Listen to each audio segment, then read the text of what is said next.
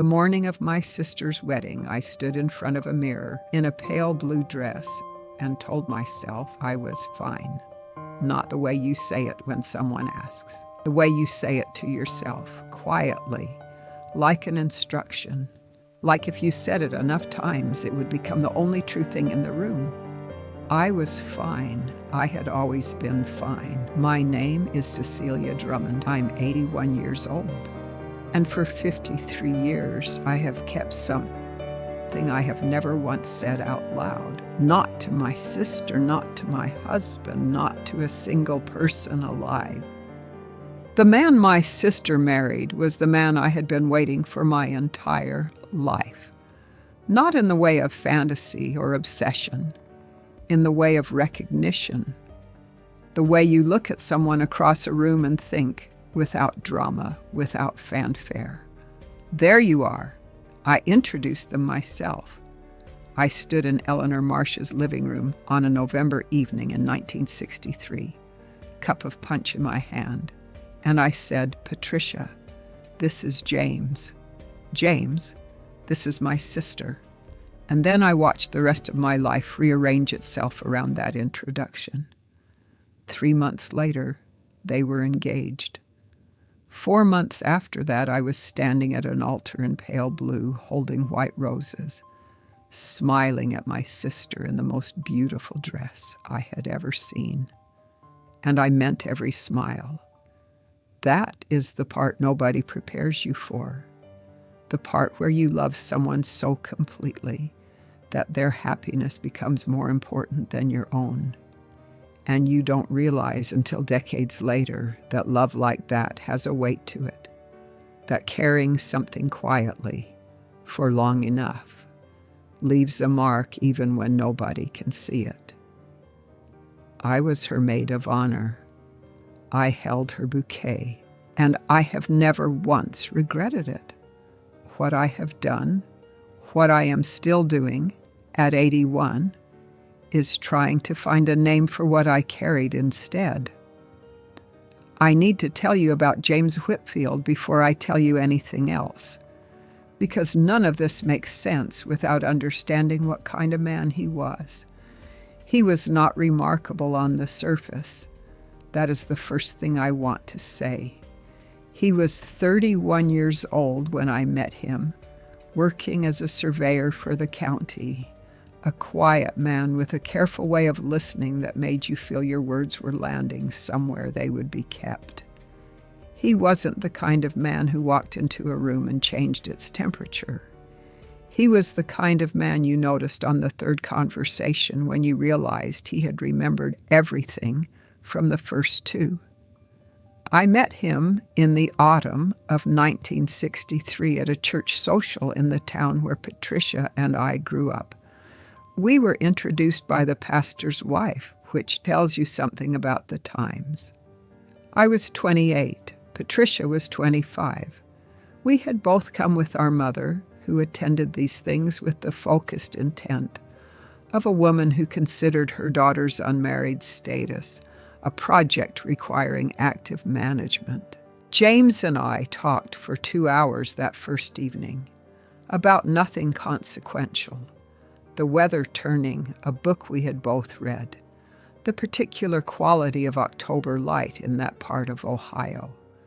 But 2 hours, and at the end of it, when my mother was collecting her coat and signaling with her eyes that it was time to leave, he shook my hand and held it for a half-second longer than was strictly necessary, and said he hoped he would see me again. I thought about that half-second for the better part of a week. We saw each other 4 more times over the following month, twice at church, once at a gathering at a mutual friend's house, once when we happened to be at the same pharmacy on a Wednesday afternoon and stood in the cold outside talking for 40 minutes until my toes went numb, and I didn't mention it. Each time I came home, I thought about it for days afterward. I was not a woman given to romantic fantasy. I was practical by nature, a schoolteacher accustomed to managing my own interior life with some discipline.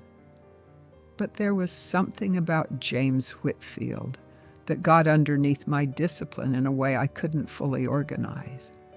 I want to be precise about what this was because I think precision matters here. It was not obsession.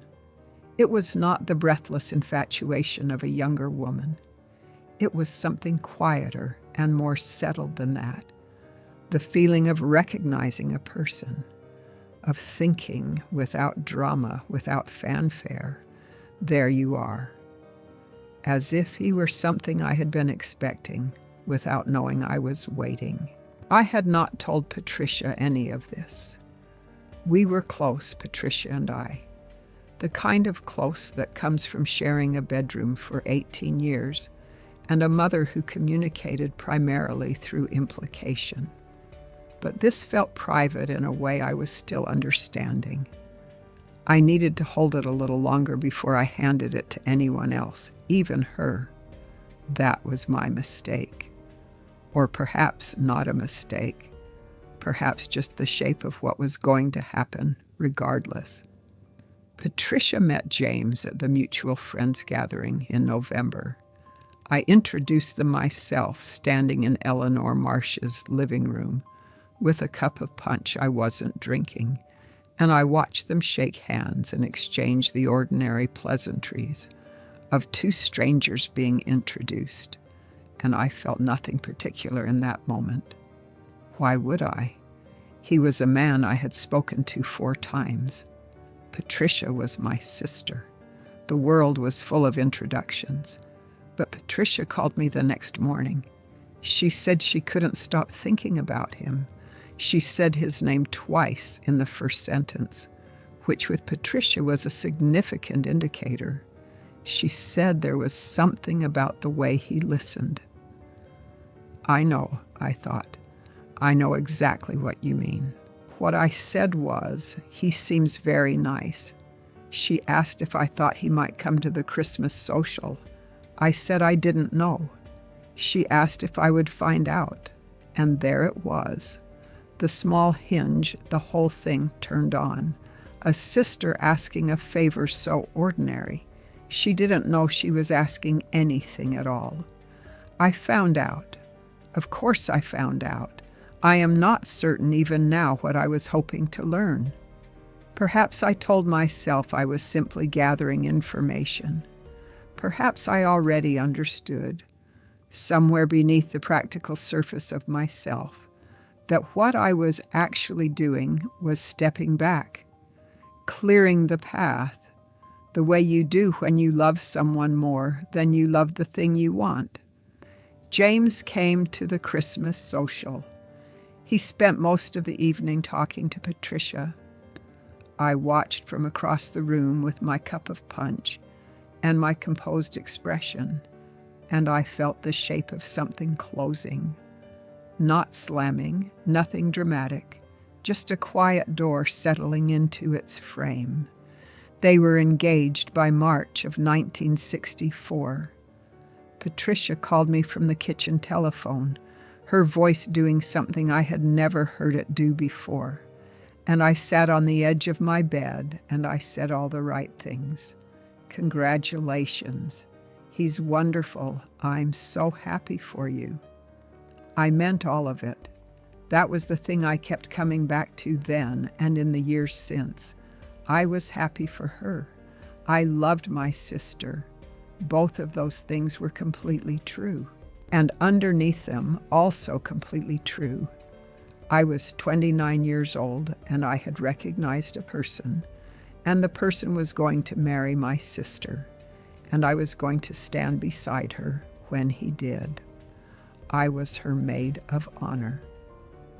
She asked me the week after the engagement, sitting at our mother's kitchen table with the same yellow formica I had eaten breakfast at for 18 years, and she reached across and took my hand and said there was no one else she would want. And I looked at her face. Patricia's face, which I had known longer than any other face in the world. and I said yes, without hesitation, because there was no hesitation in me. That is what I need you to understand about this story. I am not telling you about a woman who sacrificed herself nobly while secretly suffering. I am telling you about something more complicated than that. I loved my sister. I wanted her to be happy. When I stood in that church in June of 1964 in my pale blue dress holding white roses and baby's breath, I was not performing. I was not managing my expression or gripping the bouquet to keep my hands from shaking. I was genuinely, completely present for my sister on her wedding day. And I was also in some quiet, unvisited room inside myself, grieving something I had never even held. Both things at the same time, with equal sincerity. James was a good husband to Patricia. I want to say that plainly because it matters. He was present and steady and kind in exactly the ways I had recognized he would be. He remembered things. He listened. He built a life with my sister that was not perfect. No life is, but was real and solid and full of the ordinary dailiness that a good marriage is made of. I watched it from close proximity for 50 years. I was at their table for Sunday dinners and holidays, and the small in-between occasions that families accumulate. I was present for the births of their 3 children, for the illnesses, for the arguments that passed, and the ones that left marks. I never resented him. I never resented her. I want to keep saying that because I think people hear a story like this and assume there must be a hidden bitterness underneath, a secret corrosion. There wasn't. What there was instead was something I am only now finding words for at 81, which is the particular loneliness of a feeling you can never share with the person closest to you. I married in 1968, 4 years after Patricia. His name was George Drummond, and he was a decent man who loved me steadily for 37 years, until he died of a heart attack on a Tuesday morning in 2005. George knew me well. He knew me better than most people, but there was one room in me he never had access to, not because I locked it against him, but because I didn't know how to open a door I had never named. Patricia died in 2019, quietly, the way she had done most things, in a hospital room in the early morning with James beside her and her children down the hall. I flew in and sat with her in those last days and held her hand, and we talked about things we had never talked about, the way people do when time makes directness feel less dangerous. She didn't know. I'm almost certain of that. Patricia was perceptive, but she was also in the way of people who are loved easily and often not always looking for the thing beneath the thing. She never had reason to look. James died 8 months after she did. People said it was grief, which I believe is true. He had been oriented toward her for 55 years. Without that orientation, he simply stilled. I stood at his graveside on a gray November morning and thought about an October evening in 1963 when he had held my hand for a half-second longer than necessary, and I had thought about it for a week. 56 years between that moment and this one. A whole life in the middle. What I understand now at 81 is that I have been waiting my entire adult life for someone to tell me what to call what I carried. Not grief exactly, not regret, not jealousy, which was never part of it. Something more, like the weight of a road not taken that you watch someone else travel happily, and you were glad for them, genuinely glad. And also, you never entirely stopped wondering what the view was like from there. Maybe you know something about that. Not this story, but the shape of it. Something you recognized and then stepped away from, not because you were forced to, but because loving someone else made the stepping back feel right. And the rightness of it was real, and it also cost something you never found a place to put. The stories without villains are the hardest ones, because there is nowhere to direct the feeling. You can't be angry at your sister for falling in love. You can't be angry at a good man for choosing her.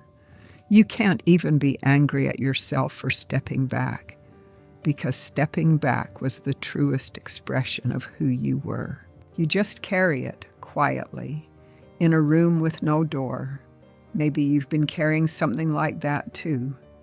The bouquet is long gone, of course. White roses don't keep, but I still have the photograph.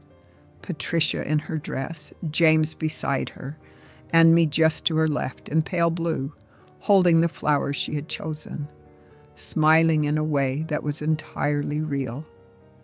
I look at it sometimes. 3 people who loved each other, in different ways and different measures, standing in a June churchyard in 1964. Nobody in that photograph was lying. That has always been the thing I came back to, in the end. Nobody was lying.